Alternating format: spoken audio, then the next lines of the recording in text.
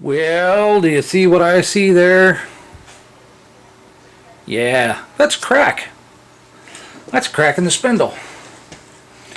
And runs all the way up to right about there or so. I just happened to notice it during a tool change. And I have the machine turned off right now, but when you suck a tool and call it up in, it does actually expand slightly. I did look at it from the inside, and it's cracked all the way through. I have it powered off because I needed the power for the lathe. So this is my interim until I can, figure out how to replace the spindles, afford a new one. So what I'm going to do is I machine this to 1.5 thou under this diameter. So I'm going to heat this up and slip it on there, and it'll ride up to. I'll have to put it up just a hair above the nose, and if I don't quite get it right, I can always trim it off, machine it off. But I couldn't see any reason to go much past. I made it like 1.25 inches long. I made it out of one of the slugs that I was setting up when I noticed the crack. That's a good 1/4 inch thick wall thickness there. Because I don't want this to crack loose, chunk come off, and everything come flying out. I think this will certainly be enough to hold it in the interim. But my little CNC lathe is dead, and I really do not want to make these parts by hand. So that's the next step. All right. Well, now I turned it up as high as it'll go, so we should be able to get this thing up around 500 without too much problem. Then I'm going to play with something here.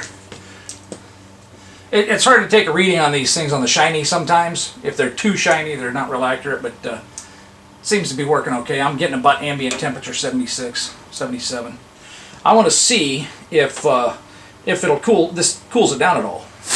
And if you don't know, if you turn these things upside down, the propellant in there comes out ice cold. I mean, colder than ice.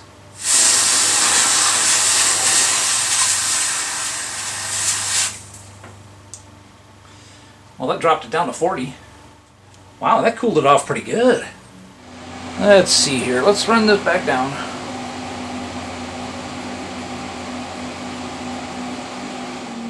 Zero Z there. And that way I know I'm going to raise it up like the color's 0.75. This way I know I got enough room in there for the color. Oh, this is going to be kind of exciting. Man, push come to shove, you always try to, at least I do, try to come up with a game plan before completely screwing shit up. Just to, something to back out of. So, my plan is, if this fails or what it doesn't work, I've got tons of that metal. I'll cut another one. I'll adjust the dimensions or whatever, but I'd really like to try to get this set today before I go to bed, because I got to work tonight, and then tomorrow I can check it out better and test the machine, see if it's going to work. One last look. We are sitting at the thermometer inside is at 550. Let's get an idea here. 536. So I am going to dump as much of that air duster onto that spindle to cool that thing down. I suppose I can take the collet out of there, that way I don't do anything bad to it.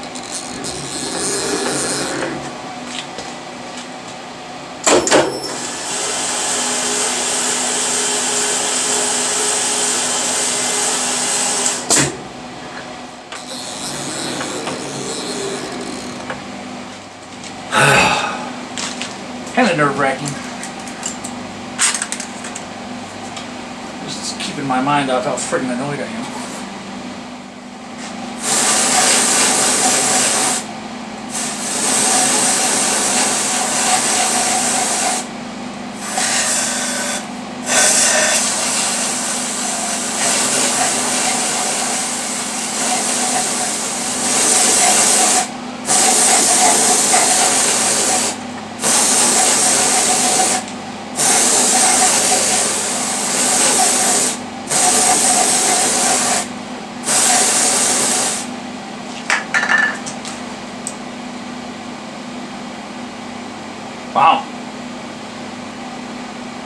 It's coming up around 0 degrees, 10 degrees, 20 degrees.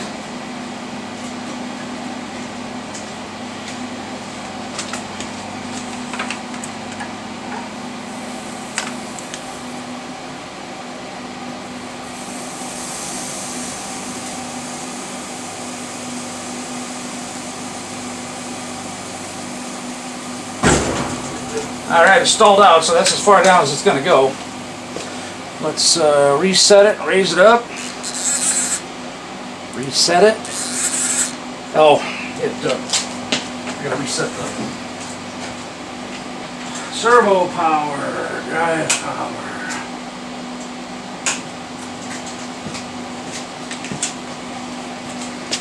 Hopefully it's on there far enough.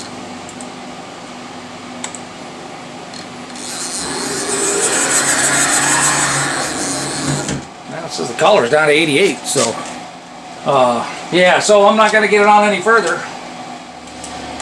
You know, I'm going to end up having to machine the bottom off of here, unless I want to try to heat this up with propane.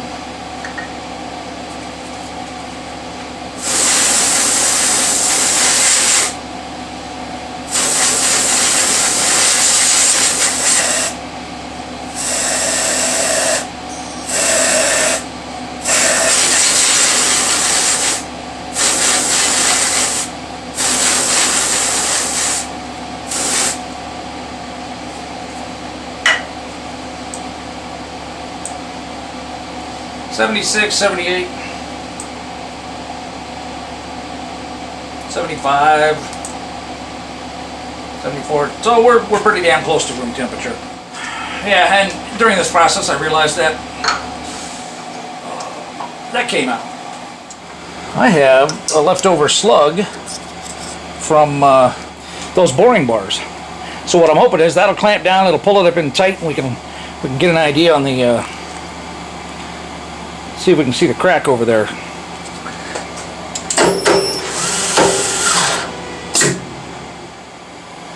Certainly looks like it's pinched closed. Yeah, I think that's it right there. Yeah, there it is, right off that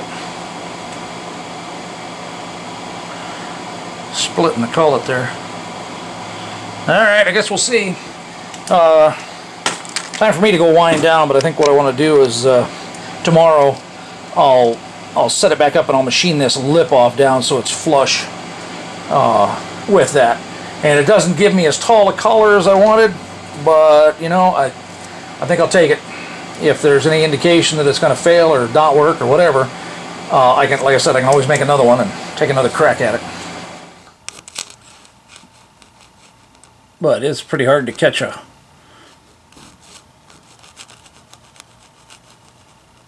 so it's there. I don't think it'll really affect anything. I sure hope not, because I'm going to have to run with it and hope it lasts as long as I need it to.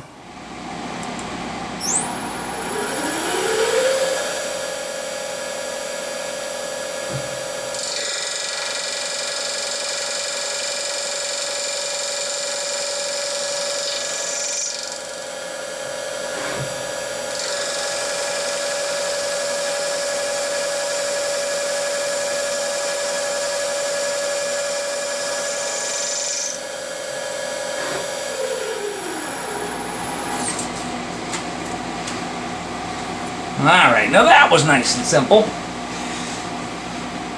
Only took 2 or 3 friggin' crashes to figure it out. Fuck. Okay, so we're done with that wizard. Let's write another one. Let's remember the friggin' negatives this time.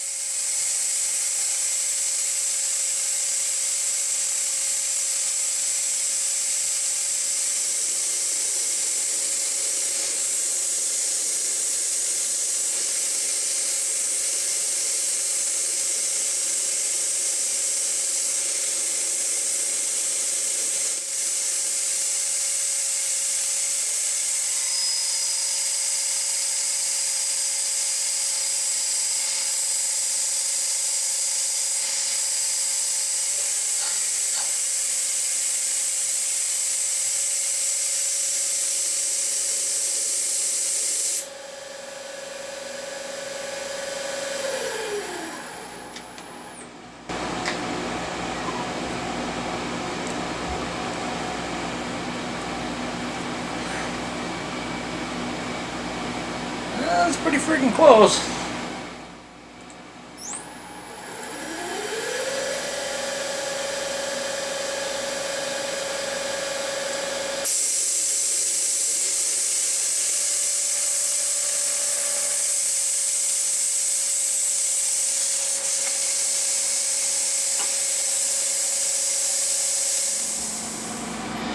Okay, where I'm at is I can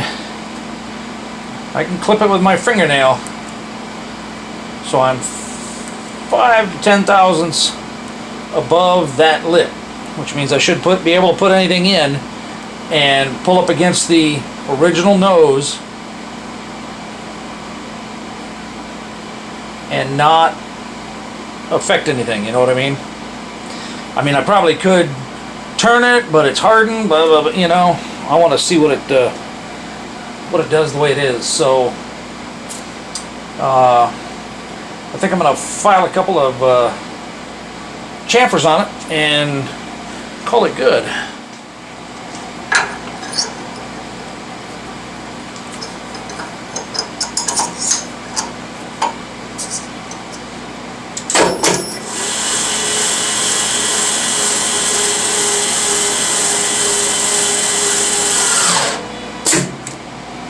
Sweet.